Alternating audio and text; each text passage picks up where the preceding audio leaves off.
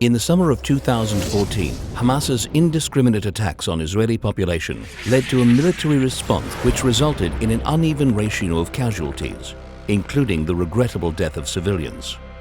But was this a disproportionate response? No. Proportionality does not mean keeping the number of enemy casualties in any proportion to one's own. Rather, proportionality means refraining from intentional or unnecessary harm to civilians. A crime occurs if there is an intentional attack directed against civilians, or an attack is launched on a military objective in the knowledge that the incidental civilian injuries would be clearly excessive in relation to the anticipated military advantage. Luis Moreno Ocampo, Chief Prosecutor, International Criminal Court. Israel did not intentionally attack civilians.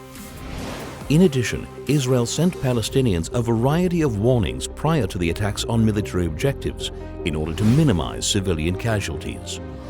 Colonel Richard Kemp, former commander of British forces in Afghanistan. No other army in the world has ever done more than Israel is doing now to save the lives of innocent civilians in a combat zone.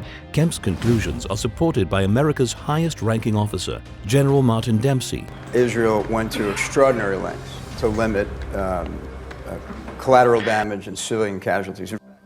When comparing civilian casualty ratios to other democratic forces fighting an asymmetrical war, Israel stands out in its success to minimize the damage to civilians. This ratio could have been much lower if it weren't for Hamas's strategy of operating from within densely populated areas, including schools, hospitals, and mosques, and their calls to civilians to ignore Israel's warnings. يتعرض الناس وأن يواجهوا الطيران العسكري الإسرائيلي بصدور عارية ليحموا بيوتهم. أعتقد أن هذه سياسة أثبتت نجاعتها، ونحن في الحركة ندعو شعبنا إلى اعتماد هذه السياسة. Official Hamas combat manuals acknowledge Israel's self-restrictions and caution towards civilian lives, and go on to explain the advantages of using their civilians as human shields, both as protection for their rocket infrastructure and as a tactic to exploit civilian damages to gain popular support. Hamas could have avoided 90% of Palestinian fatalities by accepting the July 15th ceasefire offer prior to Israel's ground operation. But this was rejected, along with 10 ceasefire offers that Israel accepted.